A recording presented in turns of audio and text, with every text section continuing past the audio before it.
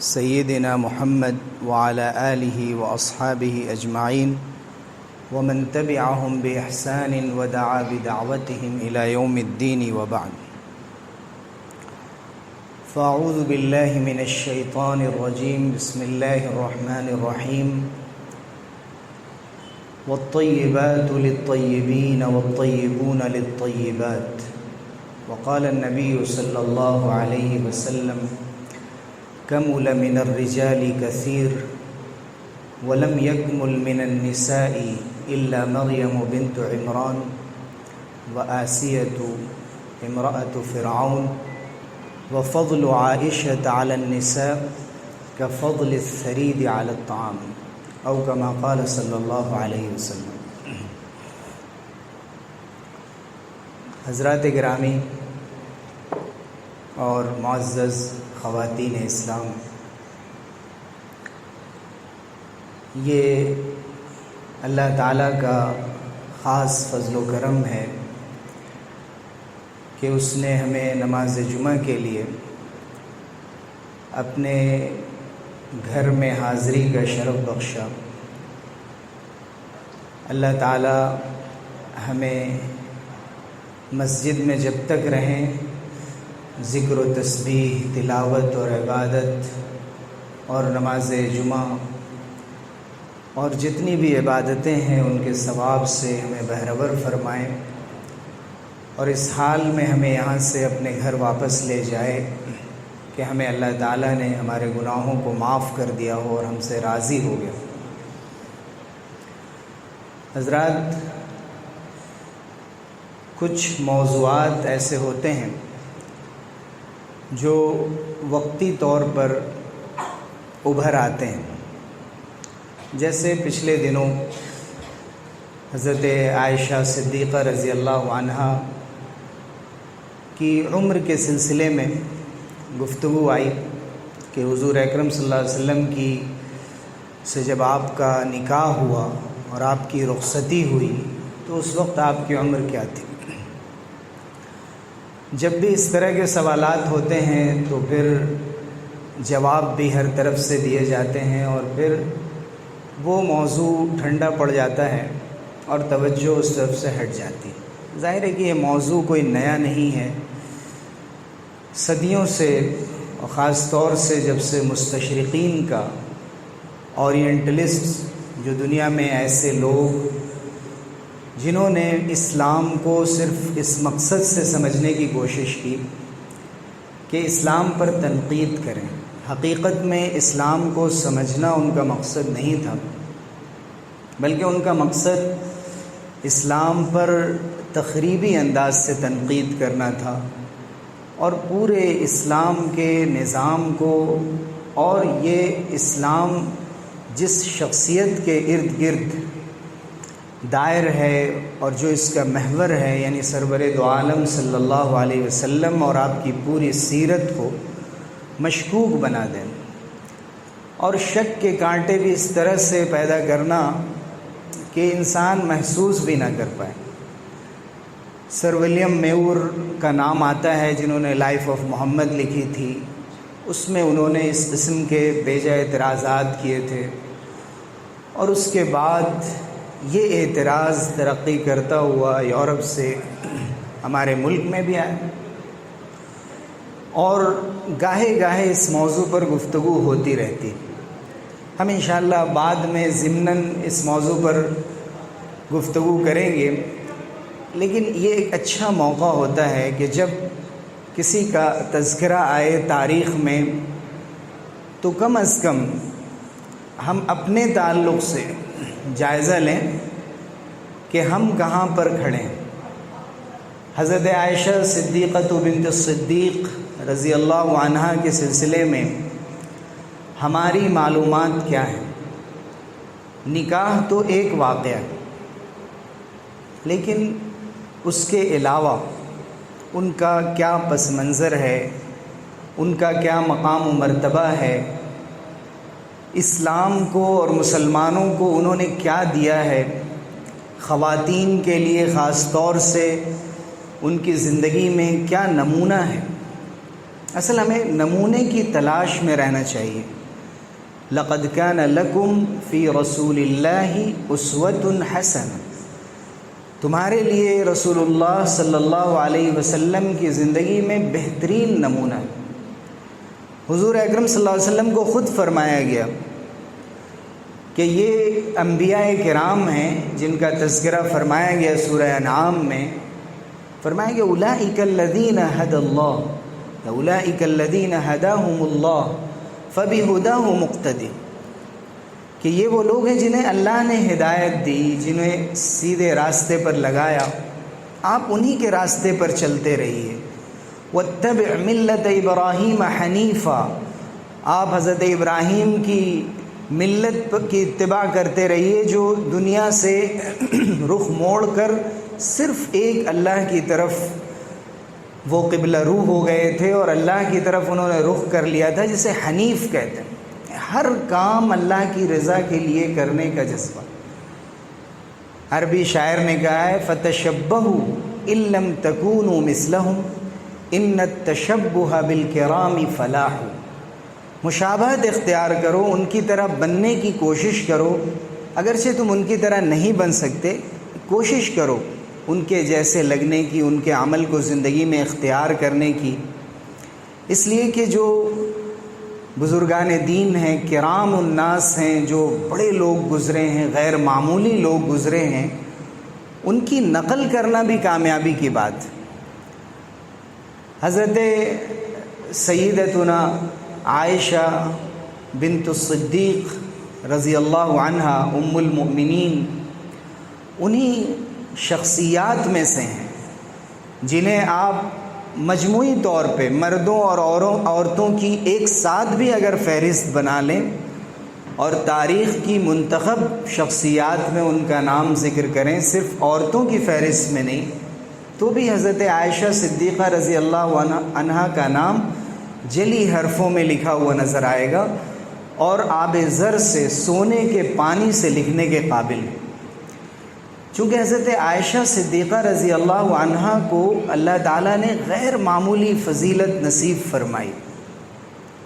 سب سے بڑی فضیلت اور سب سے بڑا مقام و مرتبہ تو ان کا یہ ہے کہ وہ ام المؤمنین ہیں، اہل ایمان کی روحانی ماں ہیں، اور بھی مائیں ہیں، لیکن حضرت عائشہ صدیقہ رضی اللہ عنہا کی براءت سورہ نور میں نازل، واقعہ افک جس کی طرف انشاءاللہ ہم آگے اشارہ کریں گے، جس میں شبہ ہو گیا تھا، بہت سے لوگوں کو شبہ ہو گیا تھا کہ ہو سکتا ہے عائشہ سے غلطی ہوئی ہو، لیکن ان کی براءت، ان کے پاک باز ہونے، ان کے پاک دامن ہونے، ان کے عفیفہ ہونے کے سلسلے میں، اس سلسلے میں کہ ان کا دامن بے داغ ہے اور ان سے کوئی غلطی سرزد نہیں ہوئی ہے، یہ براءت زمین میں زبان نبوت سے نہیں بلکہ اللہ تعالیٰ نے اپنے کلام کے ذریعے سے قرآن مجید میں نازل فرمائی۔ اس سے بڑھ کر ان کا مقام و مرتبہ کیا ہو سکتا ہے؟ حضرت یوسف علیہ السلام کے دامن پر بھی داغ لگانے کی کوشش کی تھی لوگوں نے، وہ گواہی بھی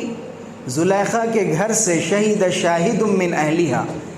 ایک گواہی دینے والے نے گواہی دی تھی، اس کا تذکرہ اللہ تعالیٰ نے فرمایا اور اس طرح سے ان کی براءت سامنے آئی۔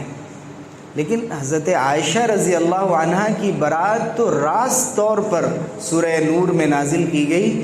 اور ایک ایسے موقع پر کہ جب کوئی ماننے کے لیے تیار نہیں تھا۔ حضرت عائشہ ایسے موقف میں تھی کہ ان سے بن نہیں پڑ رہا تھا کہ وہ اپنے بارے میں کیا کہیں، کہ کوئی یقین کرنے کو تیار نہیں۔ حضور اکرم صلی اللہ علیہ وسلم کو کبھی دیکھتی، کبھی اپنے والد محترم کو دیکھتی، کبھی اپنی والدہ کو دیکھتی، اور سب یہی کہہ رہے تھے کہ ہمیں نہیں معلوم کہ ہم کیا کہیں اس سلسلے میں، بہت ہی نازک معاملہ۔ لیکن اللہ تعالیٰ نے ان کے لیے آیات نازل فرمائیں جو قیامت تک تلاوت کی جاتی ہیں، جن کی تلاوت عبادت ہے، اور آگے فرمایا گیا وَالطَّيِّبَاتُ لِلطَّيِّبِينَ، جو پاک باز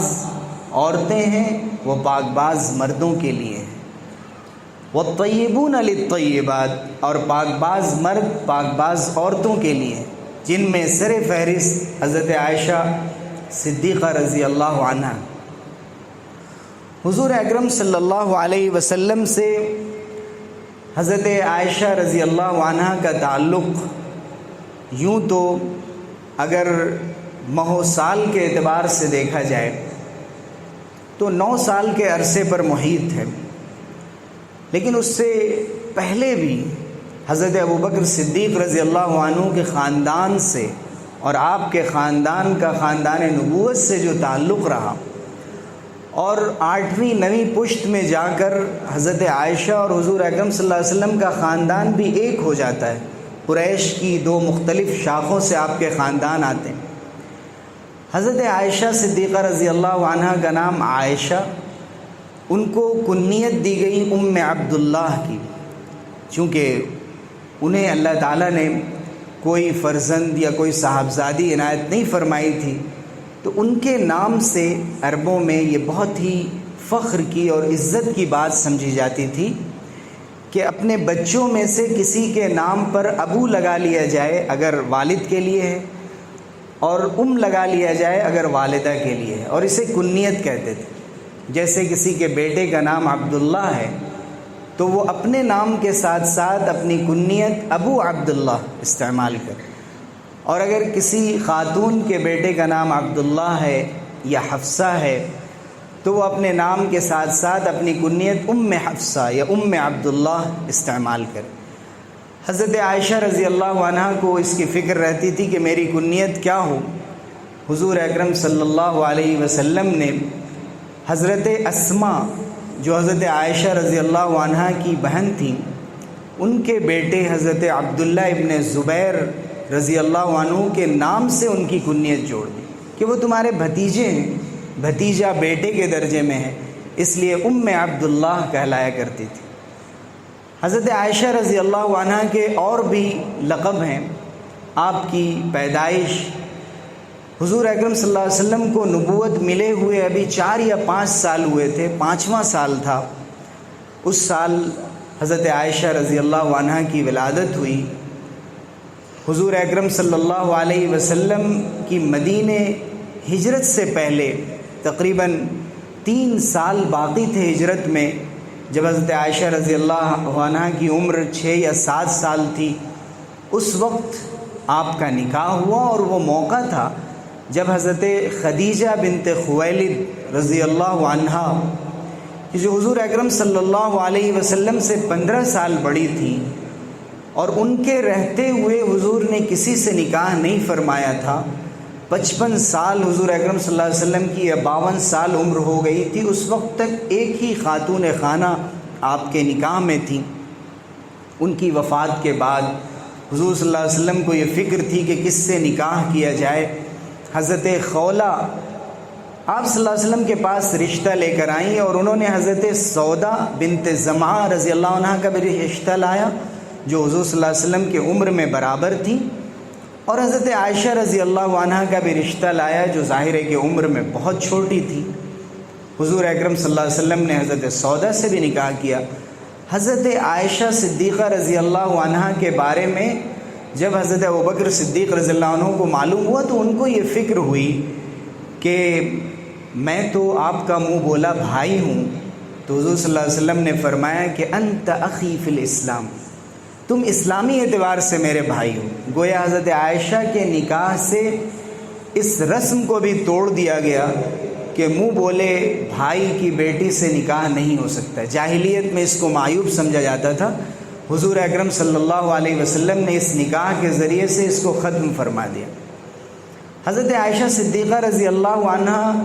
کی رخصتی 1 شوال میں ہجرت کے بعد ہوئی۔ حضور صلی اللہ علیہ وسلم نے ہجرت حضرت ابوبکر صدیق رضی اللہ عنہ کے ساتھ فرمائی۔ بعد میں حضرت ابوبکر نے اپنے پورے خاندان کو مدینہ منورہ بلایا، جب حالات نارمل ہو گئے اس میں حضرت عائشہ بھی تشریف لائیں۔ شوال کے مہینے میں آپ کا نکاح بھی ہوا تھا، شوال کے مہینے میں آپ کی رخصتی بھی ہوئی، اور حضرت عائشہ صدیقہ رضی اللہ عنہ اسی لیے شوال میں کوئی بھی اہم اور نیک کام کرنا پسند کرتی تھیں، جبکہ اور لوگ شوال کے بارے میں کچھ غلط عقائد رکھتے تھے کہ اس میں نکاح نہیں کرنا چاہیے یا اور کوئی اہم کام نہیں کرنا چاہیے، 1 ہجری میں حضرت عائشہ صدیقہ رضی اللہ عنہ 9 سال کی عمر میں حضور صلی اللہ علیہ وسلم کے پاس رخصت ہو کر آ گئی۔ بعض تاریخی روایتوں میں، یہ روایت صحیح بخاری میں بھی ہے، حدیث کی اور کتابوں میں بھی ہے، بعض تاریخی روایتوں میں ایک بات ذہن میں رہنی چاہیے کہ حدیث میں جن راویوں سے روایتیں لی جاتی ہیں ان کو چھان پھٹک کر تحقیق کے معیار پہ زیادہ جانچا جاتا ہے۔ اس کے مقابلے میں جو ہسٹری کی کتاب ہوتی ہے، چاہے وہ تاریخ طبری ہو، ابن اسیر کی الکامل ہو، جو بہت ہی ابتدائی سورسز ہیں اسلامی تاریخ کے، ان میں ایک ایک راوی کو جانچنے اور اس کی تحقیق کرنے کا وہ مقام اور درجہ نہیں ہوتا ہے۔ تاریخی روایتوں میں حضرت عائشہ رضی اللہ عنہ کی نکاح کے وقت 18 سال 17 سال بلکہ رخصتی کے وقت 19 سال تک کی عمر بھی بتائی گئی، اور مستشرقین کے اعتراض کے بعد لوگوں میں یہ رجحان غالب ہونے لگا کہ کیا حرج ہے اگر 6 اور 9 والی بات چھوڑ کر 18 19 کو اختیار کر لیا جائے۔ میں کہتا ہوں کہ اعتراض تو تب بھی واقعی ہے۔ 52 اور 55 سال کی عمر حضور اکرم صلی اللہ علیہ وسلم کی اور 18 19 سال کی بچی آج بھی اگر شادی ہو اس اتنے تفاوت کے ساتھ تو بھی اعتراض ہوگا۔ تو ہم تاریخی روایتوں کو پیش کر کے اس اعتراض سے نہیں بچ سکتے۔ حقیقی بات یہ ہے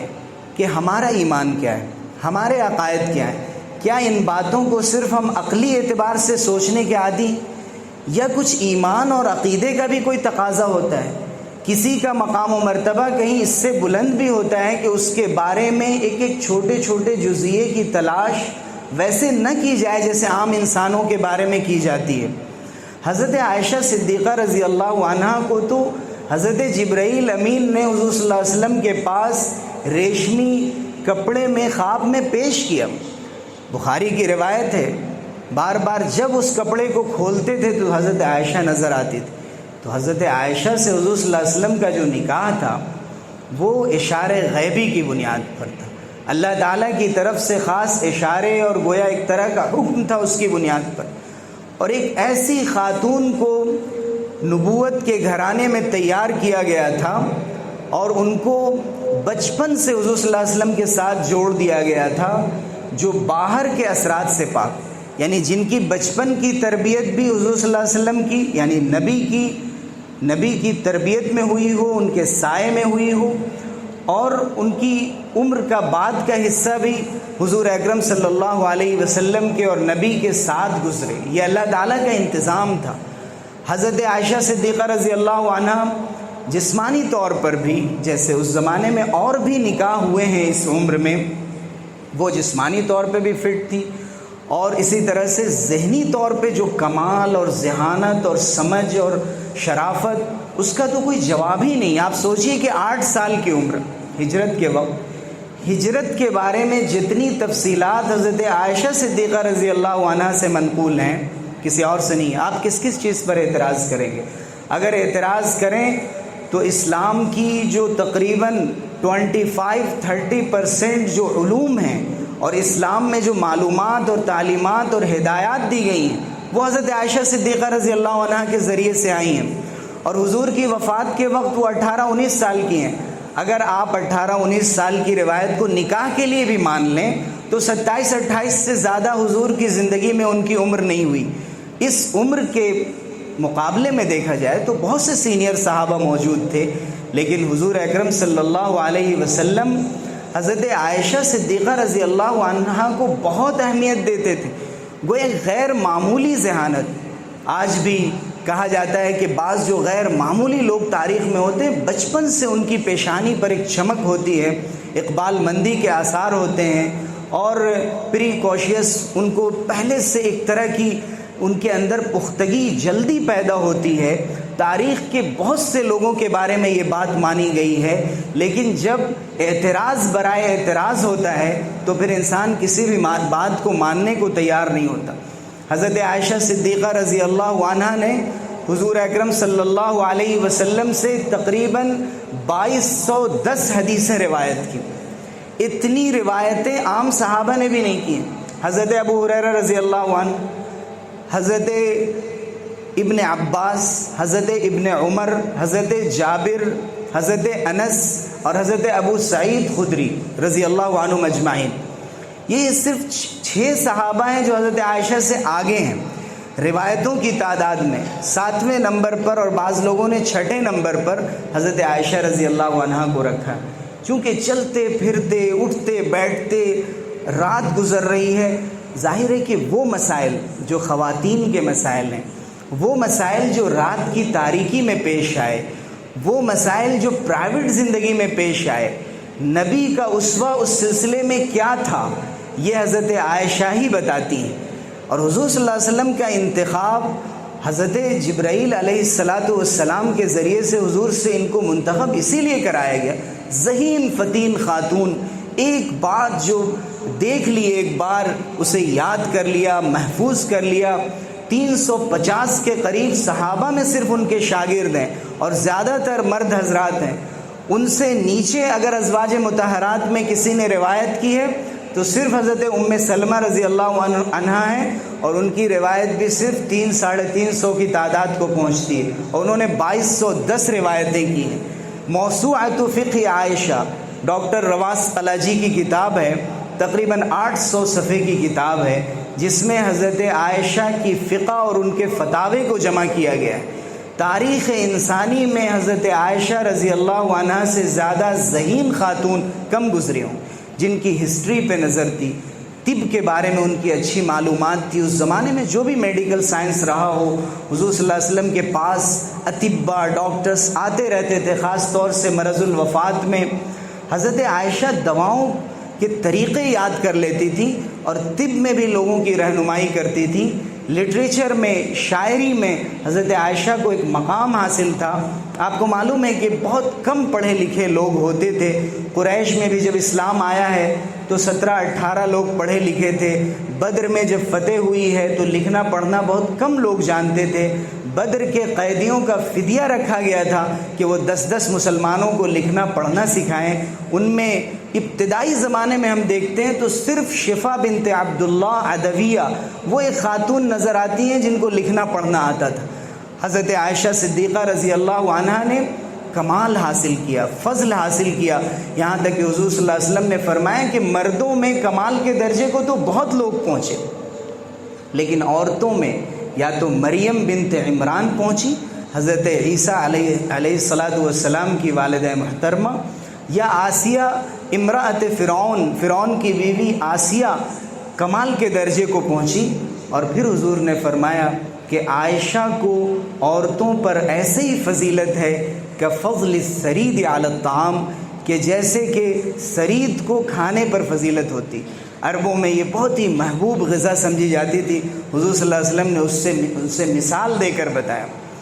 حضرت عائشہ صدیقہ رضی اللہ عنہا کا ایک کمال اور ان کی خوبی یہ ہے، جیسا کہ میں نے ذکر کیا کہ واقعہ افک میں ان کی برات نازل ہوئی،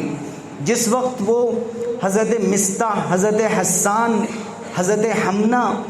بعض ایسے صحابی اور صحابیات بھی شک میں پڑ گئے کہ جو واقعی صحیح راستے پر تھے، وہ منافقین میں نہیں تھے، مشہور صحابہ تھے، لیکن جب بات لوگوں میں اتنی مشہور ہوتی ہے، افواہ بن جاتی ہے، تو دل میں شک و شبہ پیدا ہو جاتا ہے۔